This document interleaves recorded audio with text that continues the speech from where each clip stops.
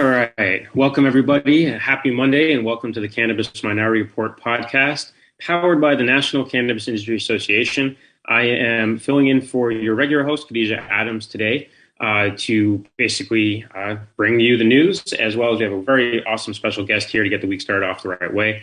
Khadijah Adams usually is our host today, but she's had to step away for a minute.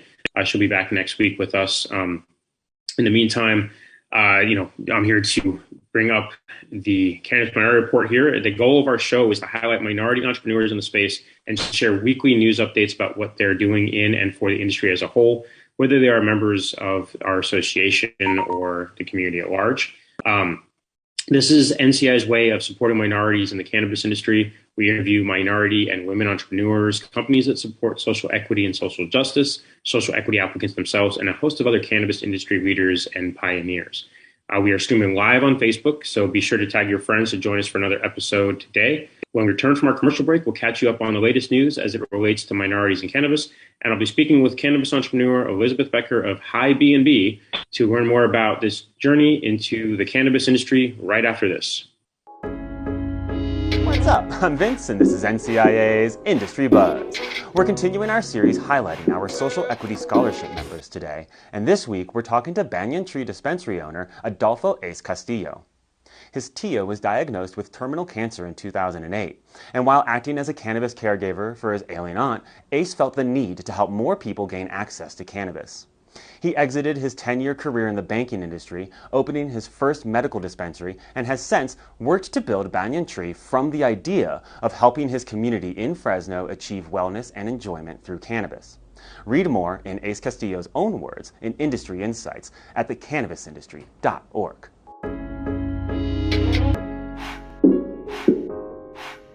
Awesome. So in a little bit, we're going to be introducing Elizabeth Becker of hibnb. It's a company that I'm really excited about myself.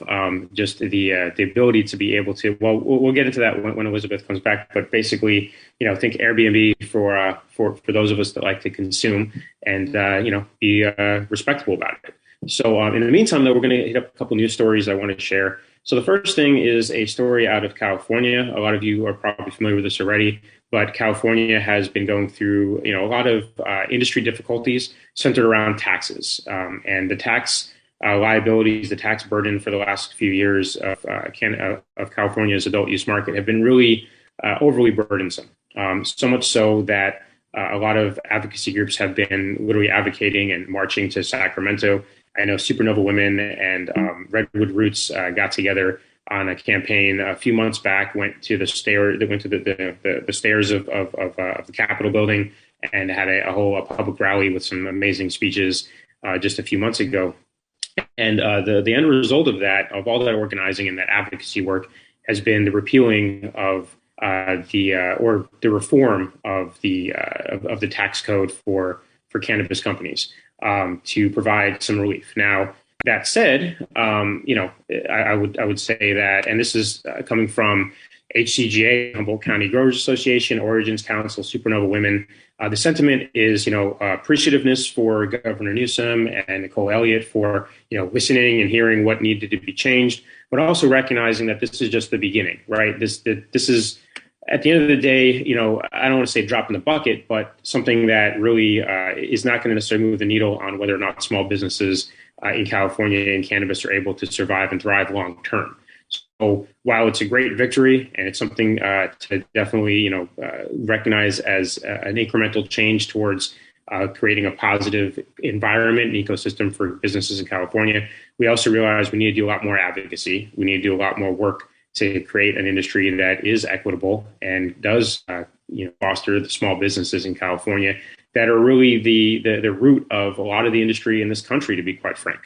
Without the industry in California for the last several decades of what was called an industry, who knows where cannabis would be right now. A lot of the people that right now are benefiting from cannabis companies all over the country and all over the world owe a lot to the people that held down the fort in Northern California and California in general over the last several decades. So it's good to see that the tax reform is happening, but it's also just, like I said, this is just the beginning. There has to be a lot more done to create a better ecosystem. One of the things that I know that has been advocated for is more retail outlets. We could definitely use more retail outlets in California to be able to have, outlets for the product to be able to reach the consumer. Right now, it's a little bit of a stranglehold with the amount of retail outlets that exist. Now, I know that retailers may somewhat feel a little bit differently. So let's all get to the table. Let's all get to the same table and work together on this, because this is a problem that needs to be solved. Otherwise, we're going to see big cannabis dominating the conversation for the decade to come. And we know we want that cannabis is really something that should be very democratic and available to all of the people out there. So that's really the main story that I kind of want to touch on. Just kind of activate that, make sure that folks are aware of what's going on in California, and to plug in with your advocacy groups, whether it's a Supernova Women, Humboldt County Growers Association, Origins Council, NCIA, CCIA. I think is also doing some work on this as well in California. Just plug in with these groups, not only the advocacy groups themselves, but also the people that are part of those groups. The members of these groups are great people to network with. So just kind of another plug for why trade associations and advocacy groups are important, because they can make a difference, and this is going to make a difference, at least in the short term, and we can build off of that. So that said, a couple other quick news bits that I do want to mention is, Mainvest is something else to check out. If you are a cannabis entrepreneur and you're looking for potential ways to fundraise, Mainvest is another interesting thing. It's not just a plug for Mainvest, although I know it sounds like that, but more so a plug for the companies that are doing that work to be on the platform. I know that Khadijah mentioned here a few weeks back, Colixium is one of the companies that's on that platform. And so if you're looking to support cannabis companies, and maybe it's not always so easy to do that because you're not an accredited investor, you don't have $100,000, $1 million to be able to invest in a cannabis company, Mainvest and other platforms like that are starting to come online now are interesting ways that we're seeing crowdfunding come into play with cannabis companies. So keep your eyes peeled and your eyes open for those opportunities, whether you're an entrepreneur or whether you're just looking to support and be a part of investing in cannabis companies. The future, I think, of cannabis and equitable cannabis is going to be rooted in a lot of this Main Street type of funding, crowdfunding opportunities that maybe weren't as available until just really the last year or so. So with that said, we're going to go ahead and take another break here. When we get back, we will be here with Elizabeth Becker of hibnb, and we're going to get to talk about that amazing project and get a little insight into the story and how that's come to be, basically. So with that said, we'll go ahead and cut off to another break here. Well, here at the National Cannabis Industry Association, we have proudly represented small businesses across the cannabis industry since 2010. We represent Main Street cannabis, not Wall Street cannabis. We have come so far in this fight to legalize cannabis that it seems that it's almost inevitable, and we're the ones making sure that as those rules are written, they favor small businesses, mom and pop operators, and Main Street cannabis, not Wall Street cannabis. In addition to making sure that your voice is heard at the federal level, being a member of NCIA also means building a vibrant community of small business owners within the cannabis space. Because we can always learn so much better by working together, learning from our mistakes and our successes, and building this industry together. So if you're interested in making sure that small businesses and Main Street cannabis has a seat at the table, be sure to join NCIA at thecannabisindustry.org. Awesome. So now I have the pleasure of introducing our guest today, Elizabeth Becker, the founder of hibnb. And I'll tell you, so when I first met Elizabeth, I think it was at last year's BizCon. It was a really great experience for me. It was really exciting. I was working the NCAA booth, and Elizabeth came up to the booth, and basically started talking, and we were like, okay, hey, what do you do? And she was like, I have this company called hibnb. And I was like, wait a minute, is that what I think it is? Is that like Airbnb kind of a deal, but for those of us that really want to be able to consume and not have to worry about losing an entire deposit or getting kicked out of the Airbnb halfway through the month or whatever because I happen to spark up or want to consume outside even. And she was like, yep, that's exactly what it is. And I was like, wow, this is what we need. This is a needed thing in this industry. So many of us have to really just hide and be in the closet and not be sure about how the experience is going to be renting, whether it's a 3-day rental or a month-long rental. Personally, I live out of Airbnbs a good deal of the year. And so this was like, wow, like we need this. So anyway, with that said, really a pleasure here to introduce Elizabeth here. So Elizabeth, could you tell us a little about yourself and kind of what brought you into the cannabis industry? Hi, Mike. Thanks so much for having me on the show. Well, so I've always been a cannabis advocate, let's say. I grew up in Toronto and then moved to the West Coast, and I was kind of enlightened with a different attitude from the West Coast of seeing cannabis as a wellness product, a healing agent, and where I was living in Vancouver, really, we all saw, how peaceful it was, and the police. I knew that it would be legalized in one day. So I was lucky enough to be living in California at the time that medicinally it became legal. And it was something that I've always felt passionate about. I spent 20 years in the film industry as a writer and director. And so when Canada legalized in 2018, I was looking for an opportunity to get into the industry and not exactly sure where to go. And it just became evident to me that legalizing the sale of cannabis is one part of the journey, but there's been no support and no shift and no change for the consuming side of, what about cannabis consumers? Where can we consume? So all of a sudden I can purchase it legally, but where can I consume? And it's supposed to be for recreational use, but where can I enjoy it with other people in a social setting? And those were just, they didn't exist. So I saw a great opportunity to kind of fill the gap where we here in Canada, in many regions, you can't, cannabis consumption is not permitted. And so by building this infrastructure that I built as a booking engine, we are appealing to the private sector. If you own a building privately, you can make your own rules whether consumption is allowed or not allowed. And so hibnb supports cannabis-friendly accommodations, but also cannabis-friendly events and social engagements and meetup groups. So when you come to our site, and it just kind of evolved. The more I spoke to people, everybody was so excited about it, saying, how can I help? How can I help? And the energy became absolutely unstoppable. And so it has grown. Today we have 300 listings in 8 countries. We have affiliates in lots of different regions. I'm speaking to somebody about building out Colombia. And today I was talking to someone in South Africa who, is helping us to build all through Africa. Because the truth is that the world is very, very excited about the green rush, not just the economic advantage, but the growth in something new. It's kind of like the Wild West. So I know Absolutely. I've kind of jumped around in all different directions there. No, it's great. I appreciate it. You covered a couple of my next questions, and that's awesome. I think that you hit it on the head there. Is that the world is excited about this, and I think when I see Airbnb, right, I see it's not just like you said. It's not just about the money behind it, right? It's about the ability to connect with others. It's ability to connect. You mentioned events and social, events and gatherings and things of that nature.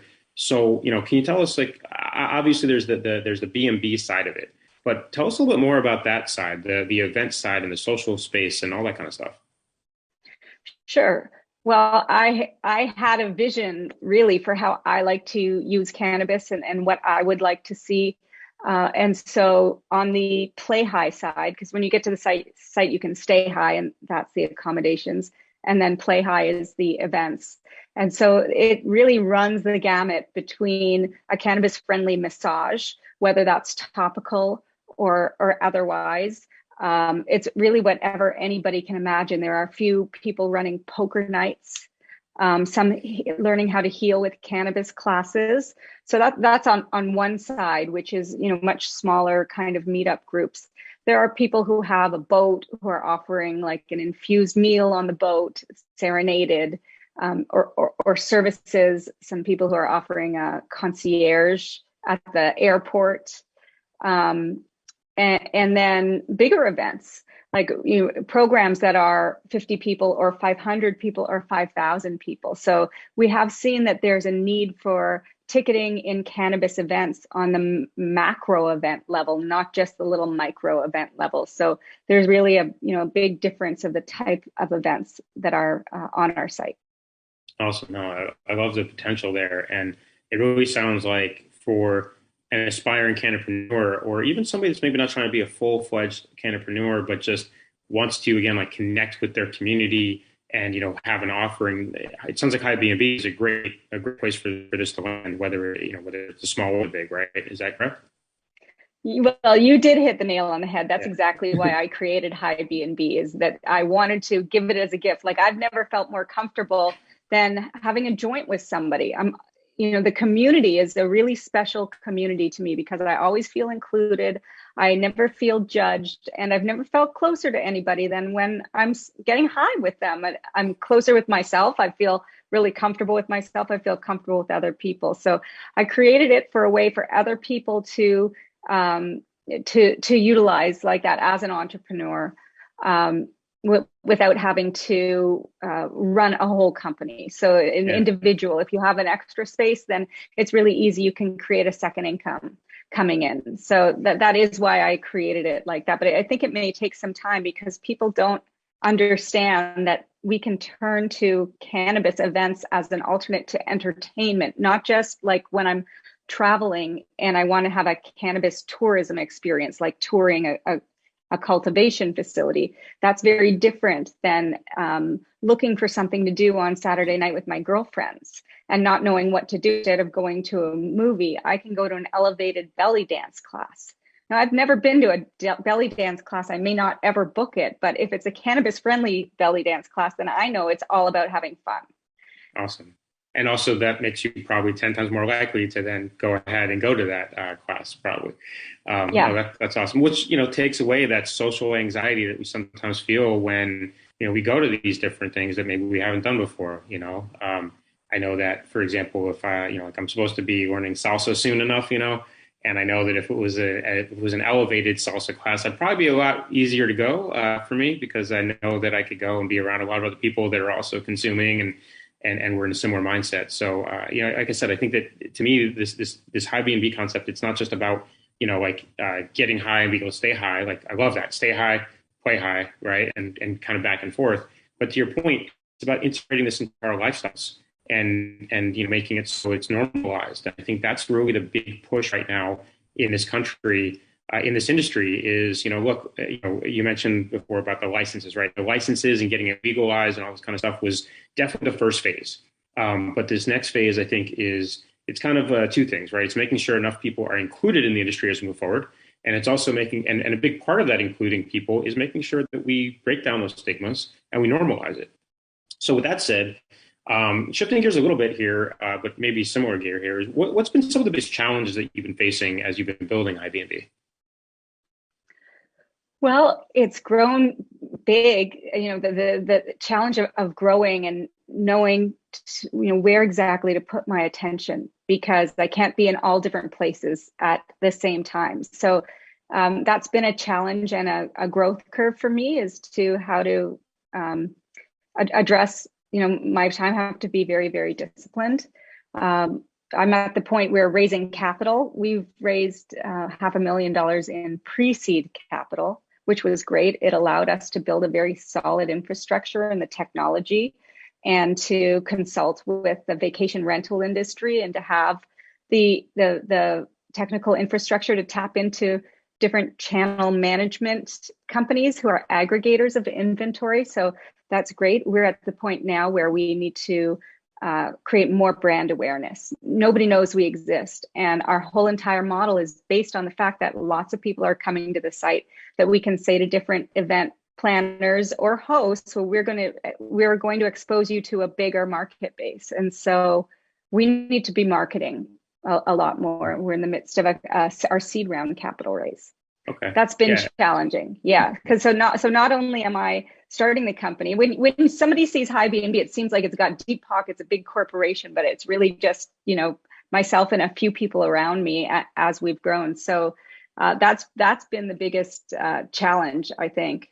And I think that's one of, I'm glad you mentioned that, because I think that, it's one of the linking factors, common factors you see in companies that really, I think, have the long-term legs, in my opinion, is, you're not just a company that, like you said, had some pockets and you're like, let's go ahead and start this money idea. You were like, no, you believe in creating cannabis community. You believe in the plant. You believe in what it does when we bring people together.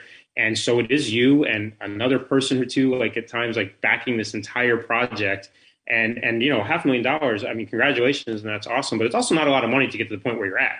That means there's been a lot of sweat equity, a lot of ingenuity, a lot of creativeness, I'm sure.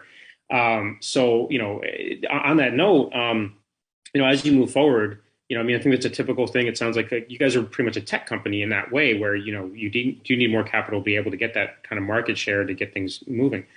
So as far as that goes, and this is the Cannabis Minority Report. So just want to ask the question is, as a woman entrepreneur, we know that with tech companies, it's not maybe traditionally speaking. We know the stats. Women don't receive most of that VC, most of that seed money.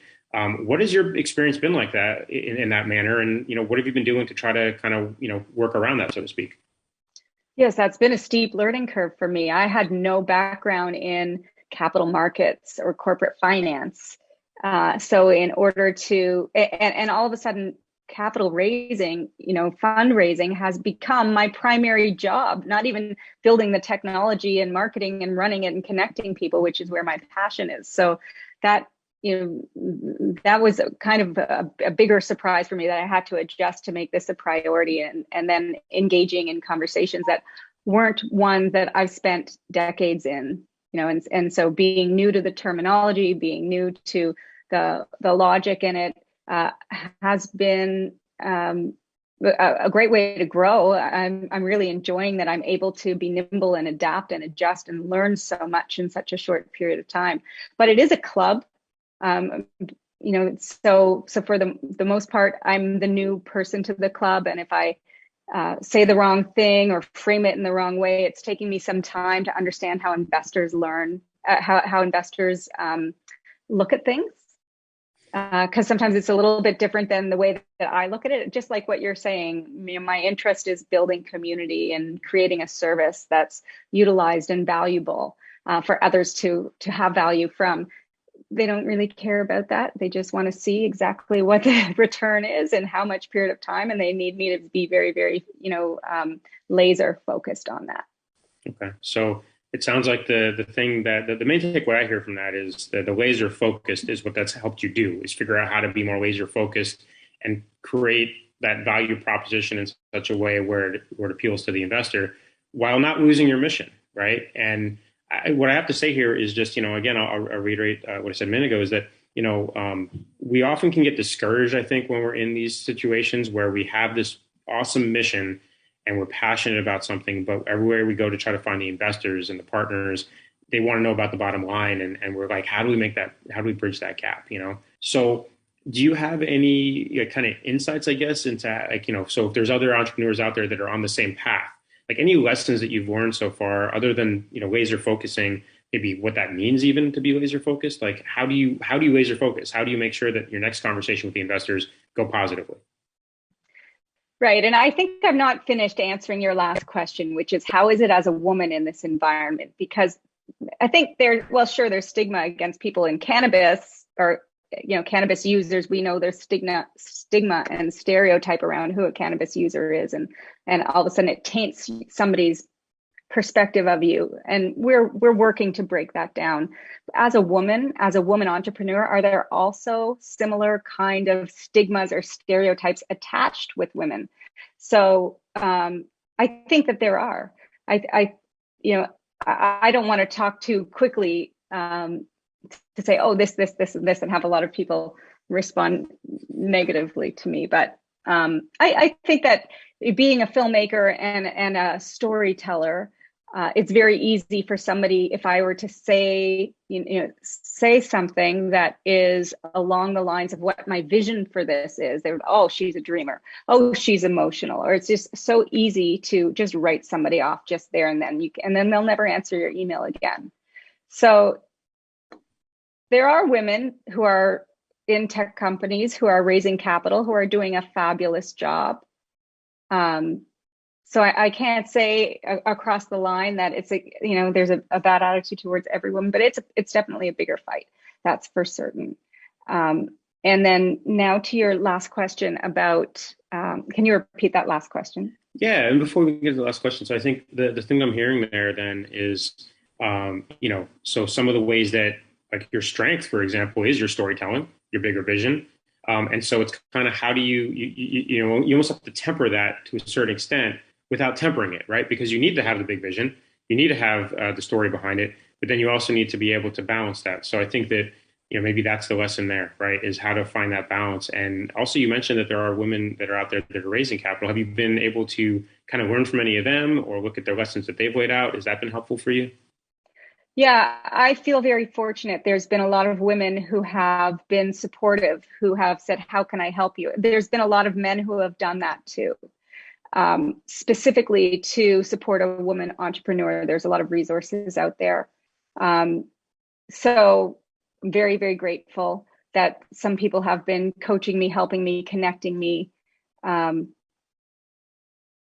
yeah, Yeah. that's been great. No, that's great. And I think that's another great reminder for anybody out there that is raising capital. Find other people that believe in you, even if they themselves aren't necessarily going to be the ones investing.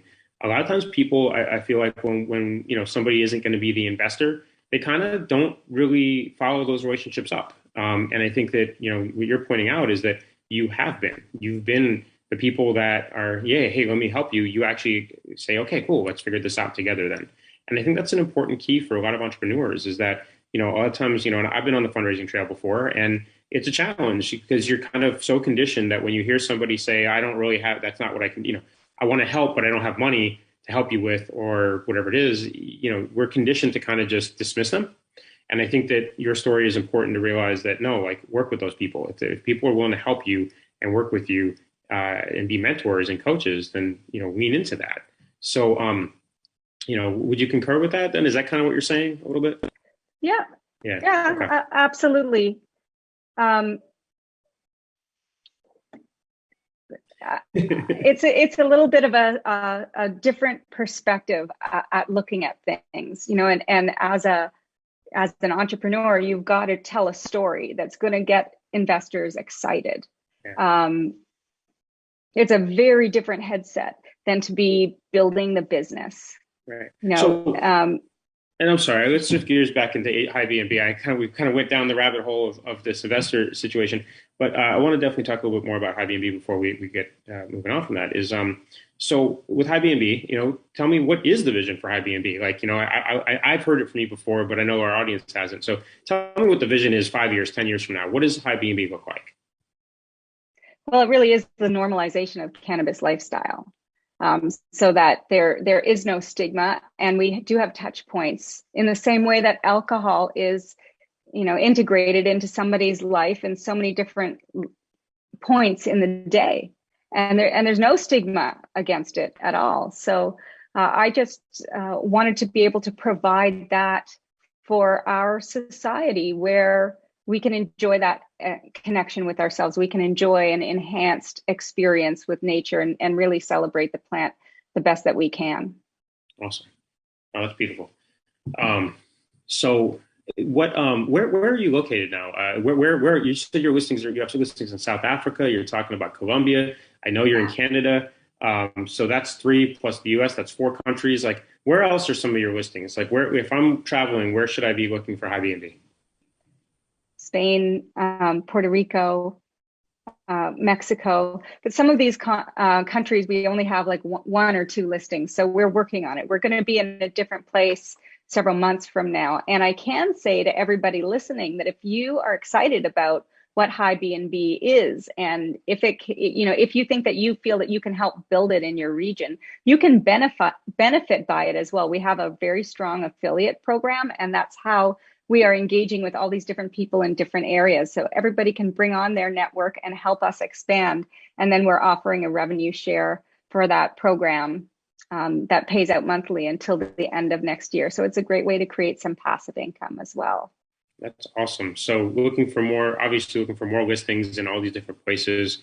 Are you in the Bay Area? I can't remember. I think things in the Bay Area. Oh, we just got like 8 listings in the Bay Area, which I'm so excited about. They're accommodation listings, and Awesome. they're run by an owner of a dispensary. So he can link his dispensary through, and on that listing, you can see the dispensary. You can pre-order product when you're going. So Wow. I'm really excited to have those listings. We have a few Play High So listings also in the Bay Area. when you say and I want to get back to that in a second here, but when you say, pre-order, does that mean I can order ahead and when I show up at my Airbnb listing when I check in, the product will already be there?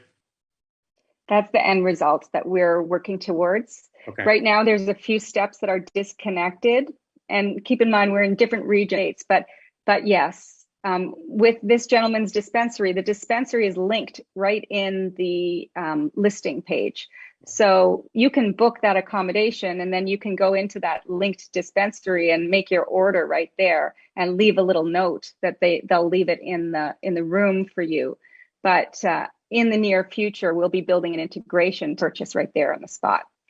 Okay. Oh, that's amazing. So basically, anybody that has really a cannabis business and also has the ability to do any listings, or has a family member or a business partner that has the ability to post some listings, this is a great marriage for them. Being able to basically put your products and your listings together, and you're making money on both ends, basically. Then It's great for dispensaries because it's increased sales. It's great for consumers because it's easier access to legal product. Absolutely. It's great for brands and products too because they can promote within our platform. And it's for travelers. So that means that, if I'm coming in from Ohio or New Jersey, it's a great place for, if you're looking to get, it's similar to kind of Vegas, right? Vegas, I always say, is great because people come into Vegas, they learn about all these products, and then they go home to whatever part of the world they're from.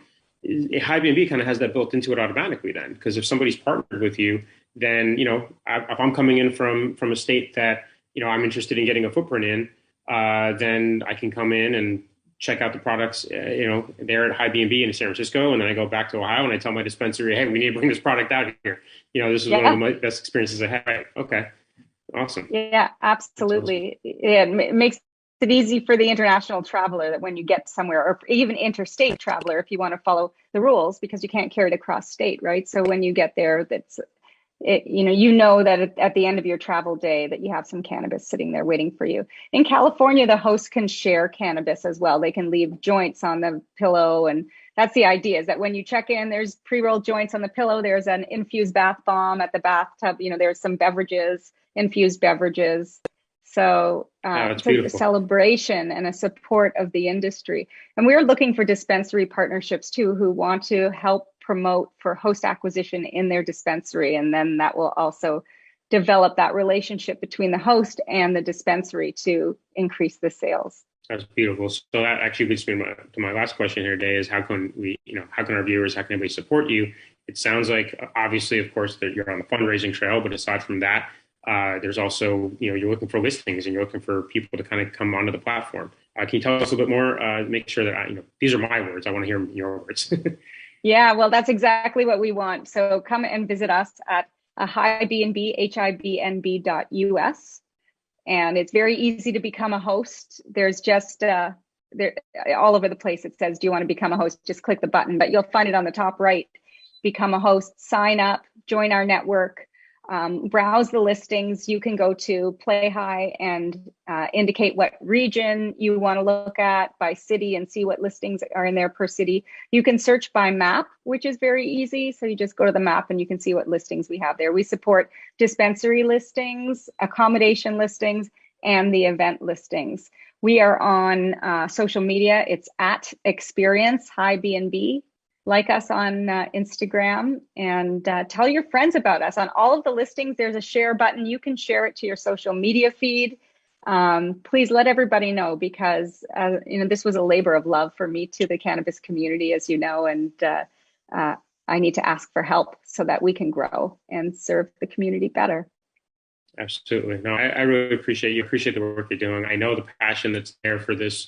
Really creating this community. And I know it's not just about the money here with Hibnb. I know that I really want to see Hibnb 5 years, 10 years from now be like you said, a stigma breaker, like just the normalization. So really appreciate the work you're doing and the labor of love that you're putting into it. So anything else you'd like to add for our viewers? Any lessons that you'd like to kind of impart to the new cannapreneur entering the space? Well, we're just at a challenging time in cannabis right now. I know in California, it's been very challenging because of the tax and also the legacy market fighting with the legal market. But in terms of public markets, cannabis is down considerably. So there's been so many investors who've been burned on cannabis, but the economy in a total is going into a recession. So it's a very challenging time. So my words of wisdom going in, I think we are at a very nascent time in the cannabis industry.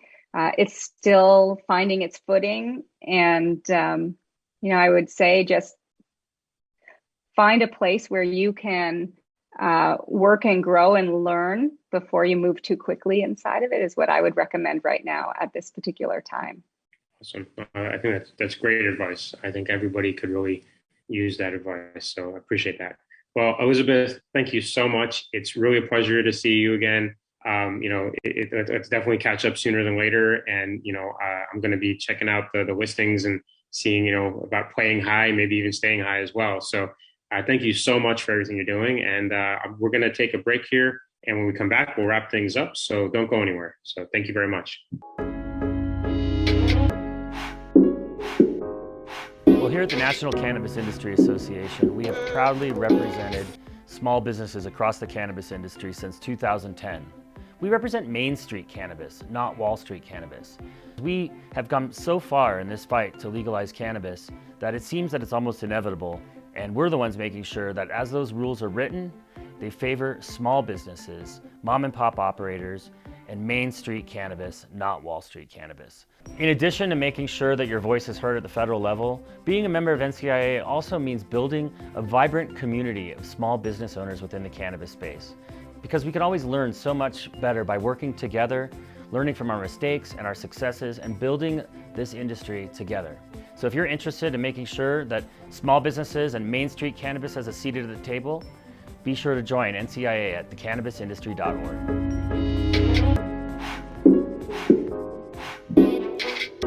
All right, and welcome back. What an awesome conversation. And really, the thing is, don't we all want a world where we can all just be checking into hibnbs all the time, whether it's playing high or staying high? So, definitely check out hibnb.us and the social media platforms and I'm at Experience Hibnb on the social media platforms, because we all want this world where, at least I do. And I hope that you do too, a world where we can basically stay and have to be normalized. So in the meantime, we will see you again next week. In the meantime, check out the NCIA's member news blog, NCIA Member Spotlight Series. If you'd like to be a sponsor of the Cannabis Minority Report, please email Khadijah at info@khadijahadams.com. The mission, to remind everybody here, the mission of the DEI committee at the NCIA is to educate, advocate, engage, and empower the community of cannabis and its members by cultivating partnerships with other nonprofit organizations with similar goals, providing resources that create and sustain an environment that is inclusive, equitable, and diverse. And we are committed to building a culture that respects our members and celebrates their contributions as we work together to strengthen all communities in cannabis. Remember to subscribe below, hit the subscribe link, find us on Anchor. I think we're on all the different platforms. Vince is a lot more up to date on this than I am, so I'm sure he's dropped us some links in the chat there. But make sure that you plug in on a regular basis here with us at the Cannabis Minority Report. In the meantime, I'm going to sign off how Khadijah does all the time. Peace, love, and hippie stuff.